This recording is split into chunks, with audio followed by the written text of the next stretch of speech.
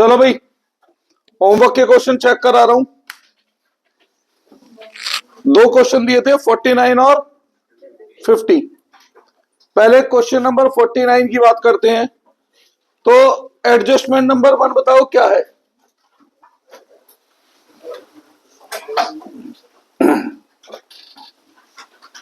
Adjustment number 1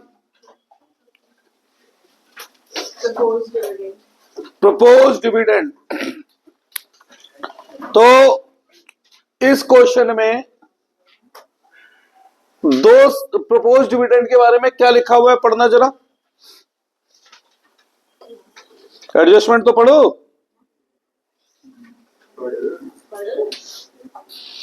Proposed dividend for the years ended 31st March 2025 and 2024 was 60,000 and 50,000. 2025 और 2024 का 2025 का कितना 60,000. और 2024 का 50,000. मैंने प्रपोज डिविडेंड के लिए आपको क्या बताया था, हमें करंट ईयर से मतलब नहीं है, हमें केवल लास्ट ईयर से मतलब है। और डिविडेंड किस एक्टिविटी का खर्चा है, तो फाइनेंसिंग से लेस ऑपरेटिंग में ऐड। तो प्रपोज डिविडेंड फाइनेंसिंग से लेस लास्ट ईयर वाला और ऑपरेटिंग में ऐड, ये रही जगह ऑपरेटिंग में 50,000। कुछ पूछना है यहां पे? हाँ जी। एडजस्टमेंट नंबर 2 पढ़ो। बोलो बेटा। A machine costing 50,000. तो मशीन की बात हो रही है, तो क्या बनेगा, मशीन का अकाउंट बनेगा।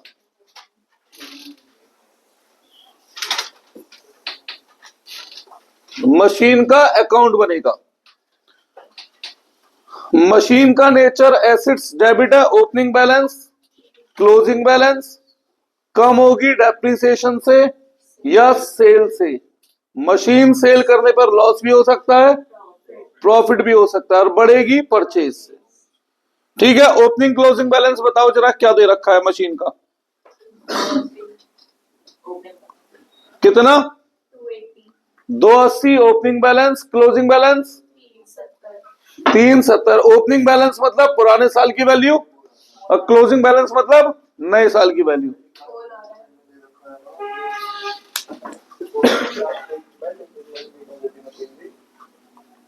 यार गलत समय पे फोन आया। हाँ भाई ध्यान दो, चलो हो गया डिस्टर्बेंस जो होना था। पेन का रख गया मैं। हाँ, अब पुराने साल का बैलेंस ओपनिंग, लास्ट ईयर का, करंट ईयर का क्लोजिंग। अब एडजस्टमेंट में पढ़ो क्या लिखा है। Depreciation provided thereon 30,000. डेप्रिसिएशन बता दिया 30,000। Was sold for 10,000. बेटा बीच में से लाइन पड़ी है क्या, और क्या डेप्रिसिएशन प्रोवाइड ऑन का उससे पहले भी कुछ लिखा होगा। तो एक मशीन जिसकी कॉस्ट है 50,000, अब वही है ना, बीच में से आधी लाइन हो गई, जिसपे अब तक डेप्रिसिएशन कितना लग चुका है 30। तो जिसकी बुक वैल्यू क्या बची 20,000, उसे बेचा कितने में है, सोल्ड करा है 10,000। कम में बेच रहा हूं ज्यादा में, तो 10,000 का क्या होगा, लॉस होगा। तो सेल 10,000, लॉस 10,000। आगे बढ़ो। Depreciation charge during the year was 20,000. साल का डेप्रिसिएशन 20,000। आगे बढ़ो। बस इतना ही है। दोनों साइडों का टोटल क्या होना चाहिए, इक्वल। क्या बराबर आ रहा है, इस साइड बैलेंस है। अगर मशीन पर लॉस हो चुका है तो प्रॉफिट नहीं होगा, तो बैलेंस जो बचा वो क्या कहलाएगा, परचेज। निकालो डिफरेंस कितना आ रहा है, 1,30,000। अब पोस्टिंग डेप्रिसिएशन ऑपरेटिंग में ऐड, डेप्रिसिएशन 20,000, सेल इन्वेस्टिंग में add, sale of machine 10,000, loss operating में add, loss on sale of machine 10,000, purchase investing से लेस, परचेज ऑफ मशीन 1,30,000। ठीक है, आगे बढ़े। ट्रांजैक्शन नंबर 3, ओ एडजस्टमेंट नंबर 3, 4 है ये, बोलो 4। Interim dividend paid 20,000. Interim dividend, same dividend किस एक्टिविटी का खर्चा है? तो फाइनेंसिंग से लेस ऑपरेटिंग में ऐड, फाइनेंसिंग से लेस इंट्रीम डिविडेंड कितने रुपए? 20,000, और ऑपरेटिंग में ऐड हो गया डिविडेंड में ही 20,000 इंट्रीम डिविडेंड। कोई डाउट यहां तक? आगे बढ़ो। Income tax paid 35,000. Income tax की बात आ रही है, एडजस्टमेंट नंबर 5। तो प्रोविजन फॉर टैक्स अकाउंट बनेगा।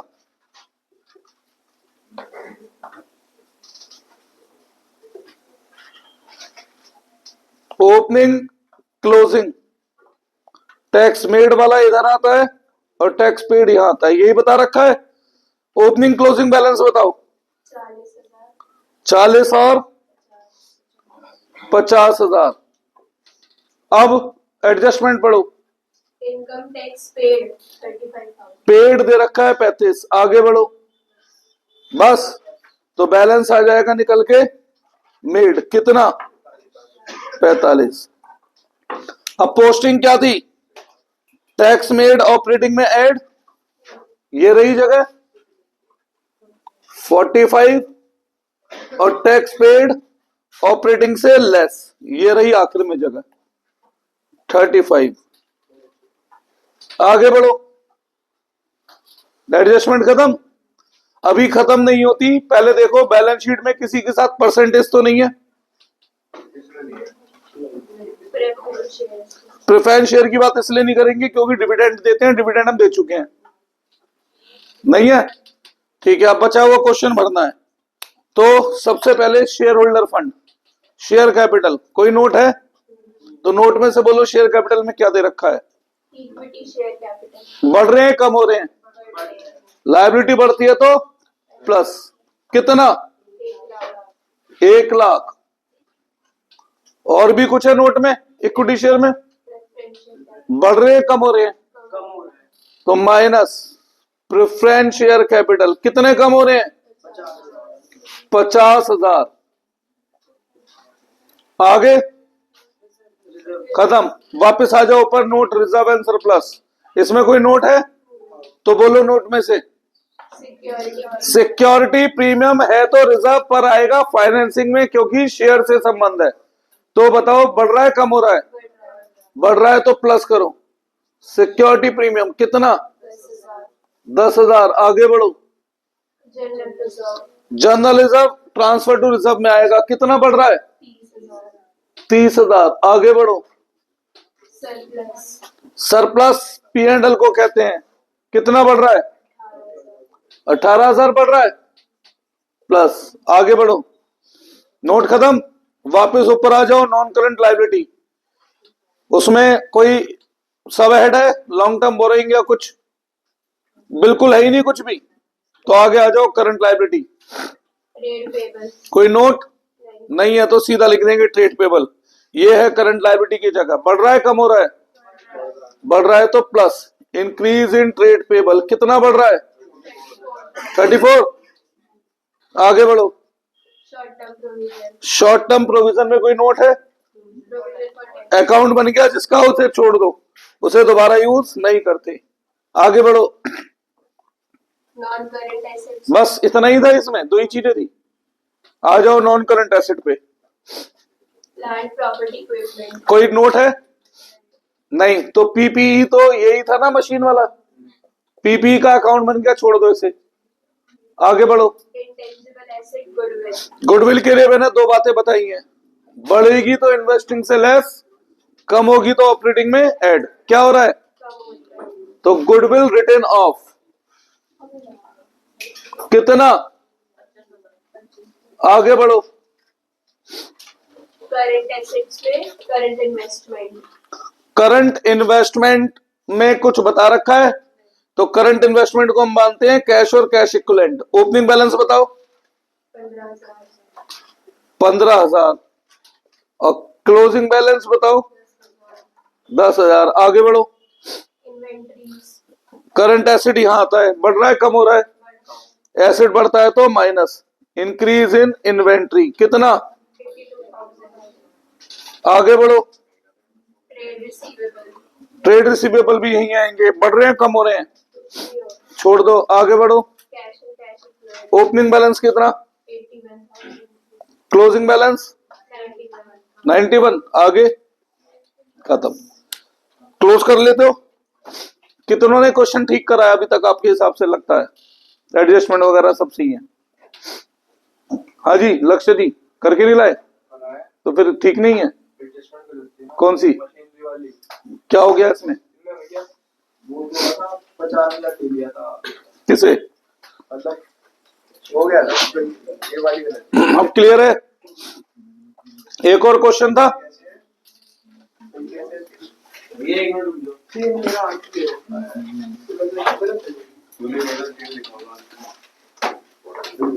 अभी क्लियर करना 2 क्लास या लास्ट मैक्सिमम 3 क्लास और होगी बस अब इसकी, आज के बाद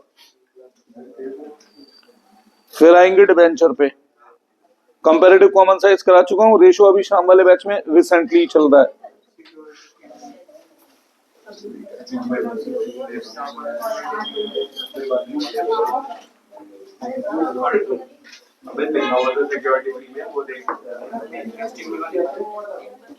हो गया?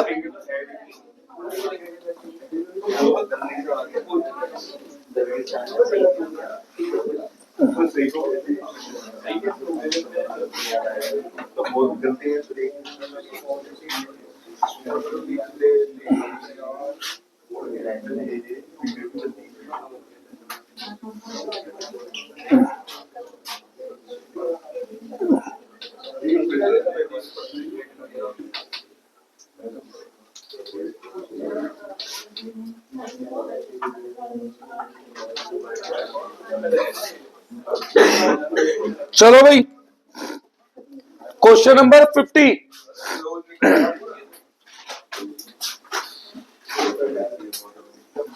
क्वेश्चन नंबर 50 इसे कर लेंगे क्लोज। एडजस्टमेंट नंबर 1 पढ़ो। depreciation at the rate 25% was charged on opening value of plant and machinery. तो प्लांट एंड मशीनरी का अकाउंट बनाना पड़ेगा। ओपनिंग क्लोजिंग कम कैसे होते हैं? डेप्रिसिएशन से या सेल से। सेल पर लॉस भी हो सकता है, प्रॉफिट भी हो सकता है, और बढ़ता कैसे है? परचेज से। प्लांट एंड मशीनरी नहीं दे रखा तो पीपीई की वैल्यू ही लिख देंगे। बताएं जरा opening balance plant and machine का 10,000, closing balance 10 lakh, closing balance 14 lakh. अब एडजस्टमेंट पढ़ो क्या है?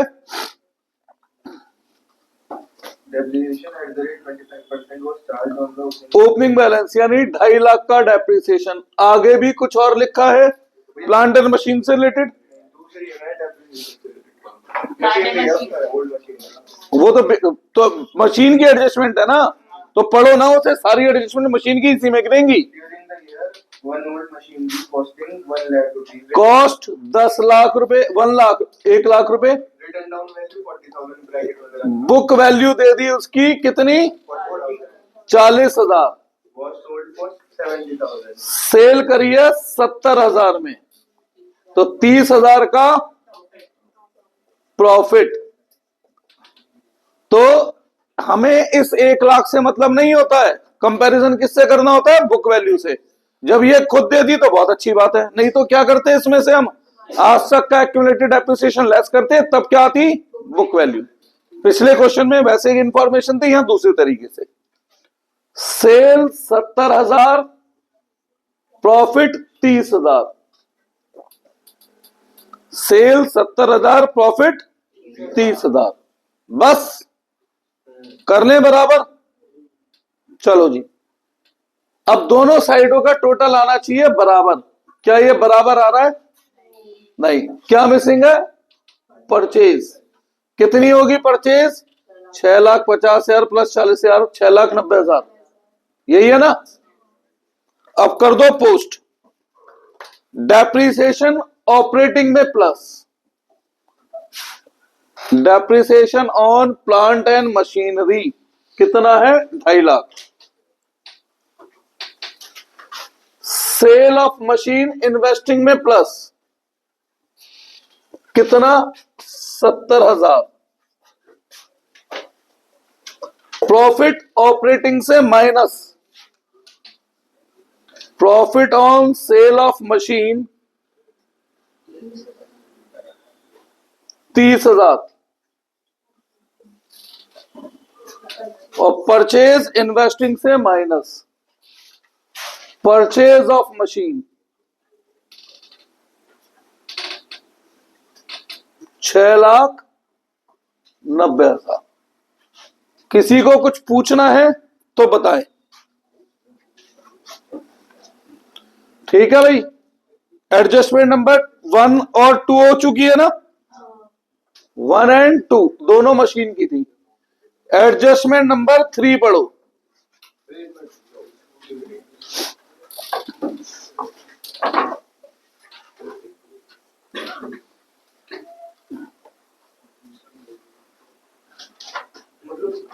मशीन की कितने भी हो एक ही उसमें आ जाएगी। भाई जब एक चीज का तो एक ही अकाउंट है, एक हुई ना है कि 20 बार अकाउंट खोलोगे एक उसका।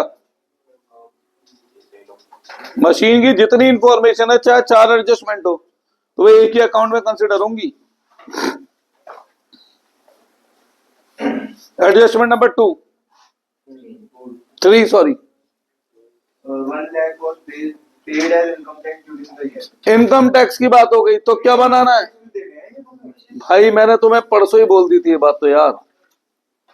कॉर्पोरेट टैक्स होता है, वैसे भी बिजनेस में लगता है। तुम क्या बोल सकते हैं? Opening closing, tax made, tax paid. Opening balance कहां से पता लगेगा? लास्ट ईयर का जो टैक्स है, करंट ईयर का टैक्स, क्लोजिंग बैलेंस। अब एडजस्टमेंट में टैक्स मेड या पेड में से कुछ होगा? पेड है कितना? 1 लाख। तो 1,60,000। यार बेटा एक जना अमाउंट बोलो, 10 जने अमाउंट बोलेंगे, मुझे कुछ नहीं पता लगेगा। बस मुझे बोल दो टैक्स पेड दे रखा है, मेड दे रखा है। पेड कितना दे रखा है? तो मैं सही तो लिख रहा था 1 लाख। बैलेंस बचेगा टैक्स मेड 1,60,000। अब मेड वाला ऑपरेटिंग में ऐड और पेड वाला ऑपरेटिंग से लेस। तो टैक्स मेड कितना है? 1,60,000 और टैक्स पेड कितना है? 1 लाख। कुछ पूछना है इसमें? गेट के बंद करो। Transaction number 4, adjustment number 4, propose dividend 4 lakh है करंट ईयर का। करंट ईयर का कितना दे रखा है? 4 लाख। और प्रीवियस ईयर का? तो मैंने आपको प्रपोज डिविडेंड में क्या बताया था? करंट ईयर से मतलब नहीं है। डिविडेंड किस एक्टिविटी का पार्ट है? फाइनेंसिंग। तो फाइनेंसिंग से लेस, ऑपरेटिंग में ऐड। प्रपोज डिविडेंड 2 लाख और ऑपरेटिंग में ऐड प्रपोज डिविडेंड 2 लाख। कुछ पूछना है इसमें? पिछले क्वेश्चन में भी थी सेम एडजस्टमेंट। 2 साल का डिविडेंड दे रखा होता है, हमें प्रपोज में केवल पिछले साल से मतलब होता है। और डिविडेंड किस एक्टिविटी का खर्चा है? तो फाइनेंसिंग से लेस, ऑपरेटिंग में। यही तो करा है। Adjustment number 5, during the current year new debentures were issued. अब देखो ये है काम की point information. 1st October 2024. New debenture were issued on 1st October 1 October. Debenture का ओपनिंग बैलेंस बताओ। 0। पक्का 0। क्लोजिंग तो डिबेंचर इशू है तो एडजस्टमेंट ने बता के हम पे क्या आसान कर दिया हो, तो हमें वैसे भी दिख रहा है। इंटरेस्ट देना है ना, मगर यहां जो डेट है वो मैटर करती है बेटा। ध्यान से सुनो मेरी बात। साल का पहला दिन बताओ 1 अप्रैल 2000 और आखिरी दिन मार्च 25। डिबेंचर का जो ओपनिंग बैलेंस है वो कितना दे रखा है और डिबेंचर का जो क्लोजिंग बैलेंस है वो कितना दे रखा है। और ये डिबेंचर हमने इशू कब करे हैं, तो यहां से यहां तक 0 डिबेंचर थे। फिर इस दिन हमने 4 लाख के डिबेंचर इशू करे होंगे, तो यहां से साल के आखिरी दिन तक 4 लाख के डिबेंचर थे। तो इंटरेस्ट ऑन डिबेंचर की बात हो रही है। सबसे पहले ये 0 रुपए पे कितना इंटरेस्ट है, कितने महीने के लिए, 6 महीने के लिए, प्लस इस 4 लाख पर कितना इंटरेस्ट, 10%, कितने महीने के लिए। तो ऐसे इंटरेस्ट निकल कर आया 20,000। और इंटरेस्ट ऑन डिबेंचर किस एक्टिविटी का खर्चा है, तो दो इफेक्ट क्या बने, फाइनेंसिंग से लेस, ऑपरेटिंग में add. Interest on debenture financing से लेस और ऑपरेटिंग में ऐड 20,000। कुछ पूछना है,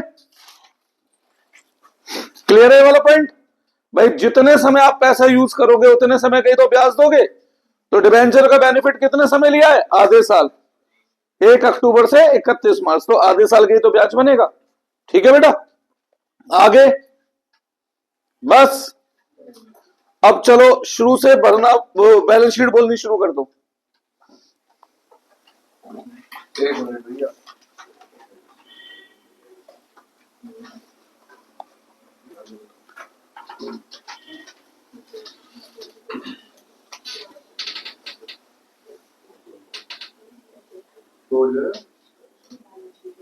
share capital share capital 16 lakh 16 lakh और 20 लाख। कब की 16 लाख और कब की 20 लाख भाई, पुरानी 16 नहीं बढ़ रही है कम हो रही है, तो ऐड होगा 4 लाख। अगला नंबर रिजर्व एंड सरप्लस। कोई नोट है तो नोट में से बोलो क्या क्या दे रखा है। जनरल रिजर्व की जगह ये रही, कितना बढ़ रहा है, 1 लाख। और क्या दे रखा है, सरप्लस ये रहा, कितना बढ़ रहा है, 80,000। आगे बढ़ो। नॉन करंट लायबिलिटी में कोई सब नोट सब ऐड है, डिबेंचर। डिबेंचर तो हो चुका, नहीं हुआ, वो इंटरेस्ट हुआ है। डिबेंचर अलग है, इंटरेस्ट अलग है। डिबेंचर किसका पार्ट है, फाइनेंसिंग का। बढ़ रहे हैं तो ऐड होंगे, कितने बढ़ रहे हैं, 4 लाख। आगे बढ़ो। Current liability trade payable trade payable की जगह ये रही, बढ़ रहा है कम हो रहा है, कम हो रहा है, तो माइनस में आएगा ट्रेड पेबल, कितना, 2,40,000। आगे बढ़ो। Short term provision short term provision में क्या है, नोट में प्रोविजन फॉर टैक्स अकाउंट बन चुका है, छोड़ दो इसे, दोबारा यूज नहीं होगा। आगे बढ़ो। नॉन करंट एसेट्स में क्या है, उसके अंदर कोई नोट, नोट में से बोलो क्या है, प्लांट एंड मशीन का अकाउंट बन गया, छोड़ दो। लैंड एंड बिल्डिंग पहले साल कितनी, दूसरे साल बढ़ रही है, एसेट बढ़ता है तो minus. Purchase of land and building कितना बढ़ रहा है, 4 लाख। आगे बढ़ो। परसेंटेज तो नहीं है इसके साथ, नहीं है। नॉन करंट इन्वेस्टमेंट भी इन्वेस्टिंग का पार्ट है। पहले साल, दूसरे साल बढ़ रहा है। Purchase of non current investment कितना, 2 लाख। आगे बढ़ो। Current assets, inventories. Current asset में सीधा इन्वेंट्री है, इन्वेंट्री ये रही जगह। बढ़ रहा है कम हो रहा है, कुछ नहीं हो रहा, छोड़ दो। आगे बढ़ो। सीधा cash and cash equivalent. Opening balance बताओ कितना है, 2 lakh, और क्लोजिंग बैलेंस 0। आगे बढ़ो, बस कर लोगे क्लोज। मैं सोच रहा हूं आज आपको एक एडजस्टमेंट और सिखा दूं जो बची हुई है। भैया वो तो मारने सिखा अरे मेरी बात समझ, एक क्लास वेस्ट करने से अच्छा उसमें मैं कुछ एक्स्ट्रा क्वेश्चन कराऊंगा, ठीक है। प्लस अगला जो क्वेश्चन उस एडजस्टमेंट के साथ कराऊंगा, क्लोज के साथ करा दूंगा बेटा। कराओगे आज नहीं कराऊंगा, आज होमवर्क में दूंगा, तो पेपर से आने के बाद करना। ये पेपर से आने के बाद करना, फिर अगले पेपर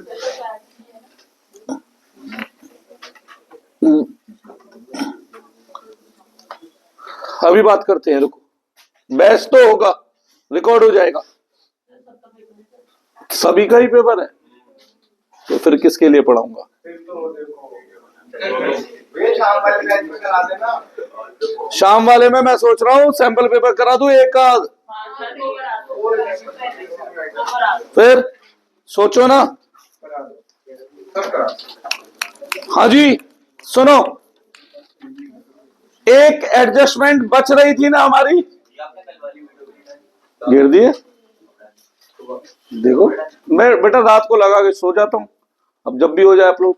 रात को लोगों को सुबह नशा होता है। वाह वाह, जो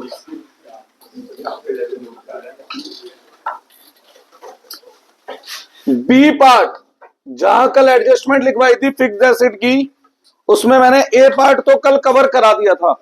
B part, when provision for depreciation account, इसका दूसरा नाम क्या होता है, accumulated depreciation account is maintain. मतलब आपको एक्यूमुलेटेड डेप्रिसिएशन के ओपनिंग क्लोजिंग बैलेंस गिवन होंगे, ठीक है, तभी तो अकाउंट मेंटेन है, तो उसके ओपनिंग क्लोजिंग बैलेंस होंगे ना। तो यहां पर इस केस में हमें क्या करना होता है बेटा, देखो ये केस नॉन करंट इन्वेस्टमेंट में तो लग ही नहीं सकता, क्यों, इन्वेस्टमेंट पे डेप्रिसिएशन होता ही नहीं है, तो ये केस केवल किस पे लगेगा, तो फिक्स्ड एसेट के साथ साथ हमें एक्यूमुलेटेड डेप्रिसिएशन अकाउंट भी बनाना होगा, या प्रोविजन फॉर डेप्रिसिएशन कह दो इसे। इस केस में रिमेंबर, यहां पर जो फिक्स्ड एसेट होता है ना, वो ग्रॉस वैल्यू पर होता है, gross value that is original cost per होता है, क्योंकि जब भी प्रोविजन फॉर डेप्रिसिएशन अकाउंट अलग से मेंटेन किया जाता है तो डेप्रिसिएशन एसेट से माइनस नहीं किया जाता, उसे अलग से इकट्ठा करा जाता है, इसलिए उसे एक्यूमुलेटेड भी बोलते हैं, ठीक है बेटा। अब एसेट का nature debit, opening balance closing. Accumulated का दूसरा नाम क्या है, और जितने भी प्रोविजन होते हैं वो क्या होते हैं, लायबिलिटी, तो ओपनिंग बैलेंस क्रेडिट में, क्लोजिंग बैलेंस यहां है। अब इस साल अगर और डेप्रिसिएशन लगाऊंगा तो डेप्रिसिएशन फिक्स्ड एसेट से नहीं माइनस किया जाता बेटा, वो एक जगह पर लाकर इकट्ठा करा जाता है। तो ये डेप्रिसिएशन कब का है, करंट ईयर का डेप्रिसिएशन है, ठीक है। अब सपोज करो यहां पर कोई मशीन है 1 लाख की, 60,000 में बेच रहा हूं, कितना लॉस, गलत बात, ये 60,000, 1 लाख उसकी ओरिजिनल कॉस्ट थी। क्या हो गया, कौन है, छोटा बच्चा है। हाँ जी, ग्रॉस वैल्यू ओरिजिनल कॉस्ट, हाँ, तो यहां पर जो मशीन 1 लाख की है ना बेटा, वो तो उसकी ग्रॉस वैल्यू है, ओरिजिनल कॉस्ट, उस पर आज तक का डेप्रिसिएशन भी तो लगा होगा, पहले वो हटाओ फिर चेक करेंगे कि हमें प्रॉफिट हुआ है या लॉस। तो याद रखना, जब कोई एसेट बिकता है तो उसका एक्यूमुलेटेड डेप्रिसिएशन पहले एडजस्ट किया जाता है टू फिक्स। बेटा ये केवल डेप्रिसिएशन था, करंट ईयर का डेप्रिसिएशन यहां आता है, इसलिए काट दिया, ठीक है ना। वो एक्यूमुलेटेड डेप्रिसिएशन लिखूंगा अभी। टू फिक्स एसिड करके जो एसिड बिका उसका एक्यूमुलेटेड डेप्रिसिएशन पहले यहां पर जाके एडजस्ट होगा। तो जब हम मशीन की कॉस्ट में से एक्यूमुलेटेड डेप्रिसिएशन हटा देंगे तो हमें मशीन की क्या पता लगेगी? Book value. उसके बाद हम मशीन को यहां पर बेच रहे हैं। फिर इस बुक वैल्यू को जब हम सेल से कंपेयर करते हैं तो क्या पता लगता है? प्रॉफिट या लॉस। तो अब अगर लॉस है तो सेम बात, loss on sale credit side, profit, हाँ, profit on sale debit side. सही है। दोनों साइडों का बैलेंस क्या होना चाहिए? बराबर। तो इधर अगर कुछ बचता है बैलेंस तो वो क्या बन जाता है? बैंक करके परचेज। तो ये अकाउंट एक्यूमुलेटेड डेप्रिसिएशन अकाउंट। अब पोस्टिंग की अगर हम बात करें तो ये चीज ऑलरेडी दो जगह आ चुकी है तो कहीं पोस्ट नहीं होगी। सेल इन्वेस्टिंग में add, loss on cell operating में ऐड पहले की तरह, प्रॉफिट ऑन सेल ऑपरेटिंग से लेस, परचेज इन्वेस्टिंग से लेस पहले की तरह। और अब की बार जो डेप्रिसिएशन होगा ना बेटा वो ये कहलाएगा। ठीक है। तो ये आपको अकाउंट और बनाना है। होमवर्क कल किसका पेपर है? नहीं, किस सब्जेक्ट का? परसों। परसों नहीं है ना, तो कल स्कूल से आके होमवर्क के बाद एक क्वेश्चन दे रहा हूं सिंगल, बस वो करके लाना। एक सिंगल दे रहा हूं। हाँ, इसके पे मत दो ना। तो यार भरो तो सी, गलती तो भरोगे। और वैसे भी एक बात बता, सारी एडजस्टमेंट में एक गलत हो जाएगी, जब मैं पूरा चेक कराऊंगा तो चेक भी हो जाएगी। मैं ये सोच रहा था कि एक क्लास में मैं कुछ डिफरेंट टाइप के क्वेश्चन भी करा लूंगा। कल तो शाम को करा दो ना आप, बात खत्म। वो तो शाम को कराऊंगा ना शाम को ही तो आएंगे बेटा। तो परसों सुबह जब आओ तो क्वेश्चन करके ले आओगे यार। सुबह के लिए भेज रहे हो? हाँ, परसों सुबह के लिए दे रहा हूं होमवर्क। परसों सुबह के लिए लाओ दो बुक। परसों सुबह के लिए एक ही क्वेश्चन दे रहा हूं, मैं ज्यादा दे भी नहीं रहा भाई।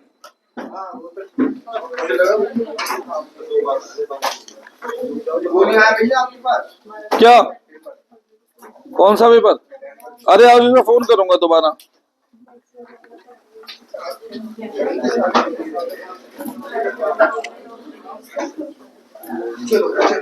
यार असल में होता क्या है ना, दो लोगों की जरूरत होती है, एक मैनेज करे और एक का पढ़ाए। अब सारे काम खुद करते पड़ते हैं तो दिक्कत होती है।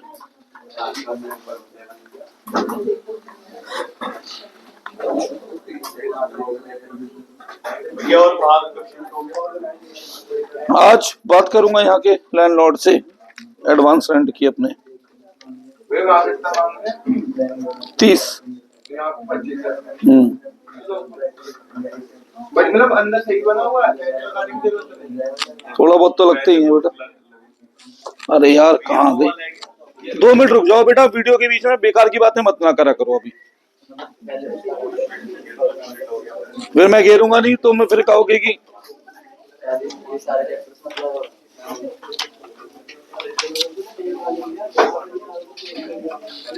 अरे कहाँ गए क्वेश्चन यार?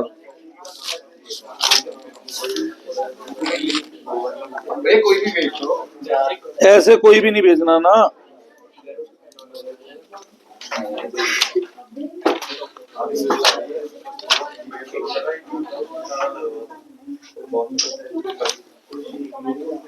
लाओ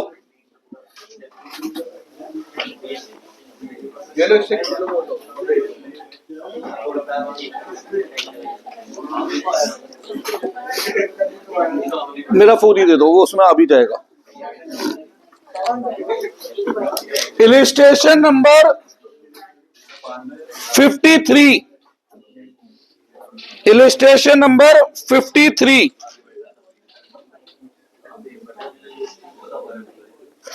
बस एक इलिस्ट्रेशन दे रहा हूं होमवर्क में, ये करके लानी है बेटा।